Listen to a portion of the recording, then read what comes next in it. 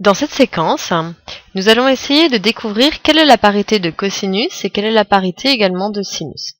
Pour cela, nous allons nous appuyer du cercle trigonométrique, puisque le cos et le sin sont définis ici via, donc le cos, c'est la projection sur l'axe des abscisses d'un angle. Donc si je prends ici un angle petit x, si je projette sur l'axe des abscisses ici, je lis la valeur de son cos, donc ça c'est l'axe des cos, et puis si je projette sur l'axe des ordonnées, je lis la valeur de son sin. On se souvient, au niveau de la parité, montrer qu'une fonction est paire ou impaire, je dois me placer par rapport à moins x, puisque le but c'est de montrer que, je fais un petit rappel ici, si une fonction est paire, alors je vous laisse répondre, à ce moment-là, quand je calcule f de moins x, ça va être égal à f de x. Et puis si elle est impaire, à ce moment-là, f de moins x sera égal à moins f de x. Donc, vous voyez, c'est bien par rapport à moins x pour tous les deux. Donc, on va plus regarder un angle petit x, mais on va aller voir son homologue, c'est-à-dire moins x. On va les comparer.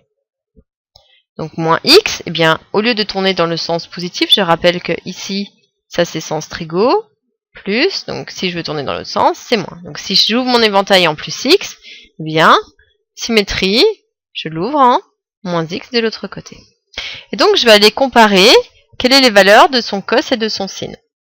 Donc, si on projette sur l'axe des abscisses, pour le moins x, je vais lire cosinus de moins x, ici. Et puis, si je projette sur l'axe des ordonnées, on va lire la valeur du sinus, ici, sera sinus de moins x. Alors, maintenant, on va comparer. Si on regarde pour le cos, on s'aperçoit que cosinus de x et cosinus de moins x, ils sont au même endroit. Donc ça veut dire que cosinus de x va être égal à cosinus de moins x. Donc si on pose f de x égale cosinus x, ici on lit f de moins x. Puisqu'elles sont égales, toutes les deux, d'après ma propriété, la fonction cosinus, elle est paire. Donc ça c'est important à savoir. Maintenant on va comparer pour le sinus. On voit que si je compare sinus x avec sinus de moins x, ce sont des éléments qui sont opposés. Ça veut dire que sinus de moins x sera égal à moins sinus de x. On voit, ils ne sont pas au même endroit, mais par contre, ils sont symétriques par rapport à 0.